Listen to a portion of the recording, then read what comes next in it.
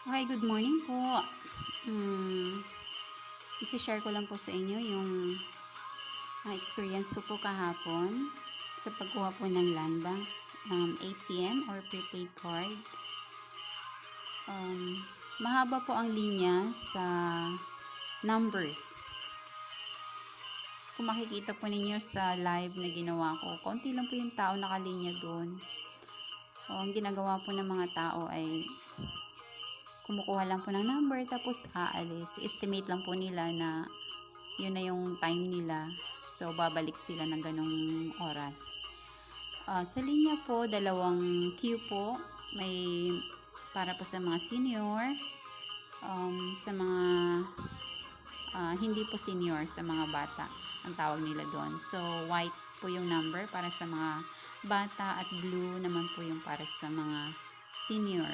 So, sa queue po ng mga senior, kinikater po kinikater po nila doon yung may mga babies, mga buntis, of course, yung mga seniors.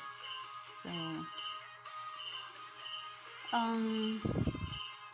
range po ng pag-process ng isang tao bago matapos, inurasan ko po 10 minutes, more than 10 minutes po sa isang tao.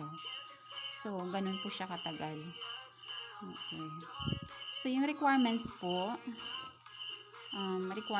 bago kayo makakuha ng Landbank prepaid card, kailangan po mayroon kayong PhilSys transaction slip. Ito po. So, bawal po ito i-post. So, kinover ko na lang po yung information. Yung may QR code. Ayun po. So, ito lang po. At saka isa pong valid ID. Any valid ID naman po. Pwede. Okay. So, yun po yung requirements. Wala pong bayad. May nagtatanong po kung may bayad po ang pagkuha ng card. Wala pong bayad pag-process. So, pag nandun na po kayo,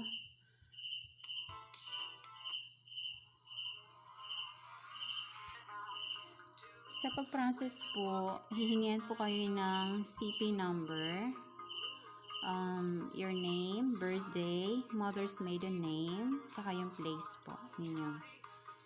Tapos, yung ID po ninyo, pipicturean po yan nila, back and front. Okay, front and back. So, pipicturean po yun. So, ayun po, without any further ado, let's open. Okay, mag-unboxing na po tayo ng ating ATM prepaid card. Landbank.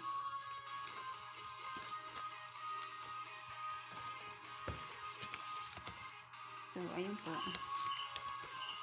Open na po ito siya. Dahil sila po ang nag-process. Okay.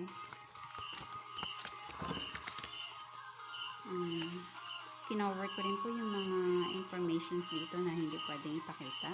Okay. Like for example, yung number. So, ito po siya. Okay.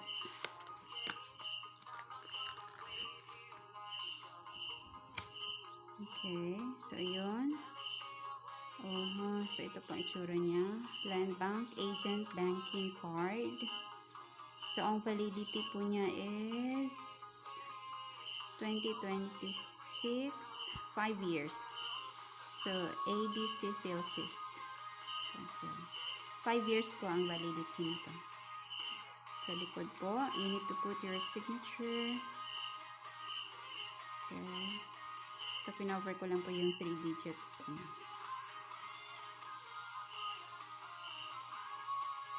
So, yun po yung itsura niya. So, para saan po ba to? So, ito po ay reloadable. Sabi po dito. By the way, hihingan po pala kayo ng 4 digits na PIN.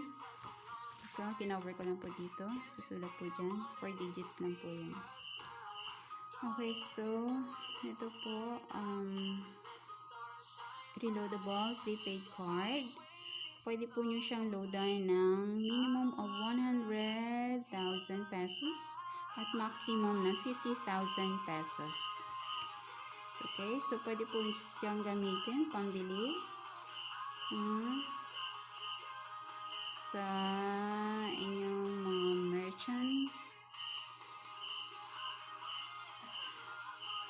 Okay, so pwede rin po kayong mag-shopping online. Pwede siyang pambayad. So, I will try po.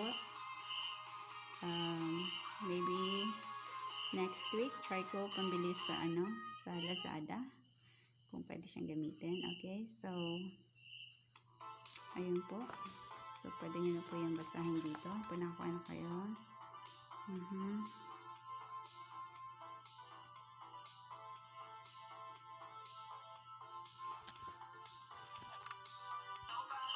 Okay, pwede rin po yun. Mag-book po ng seat sale, bumili ng games, items, at music. Okay.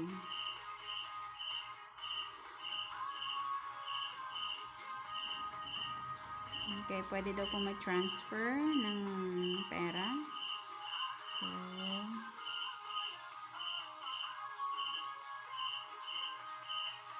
bisitahin ang paboritong stores at internet para mag-shopping, mag-book. Okay, so yun po.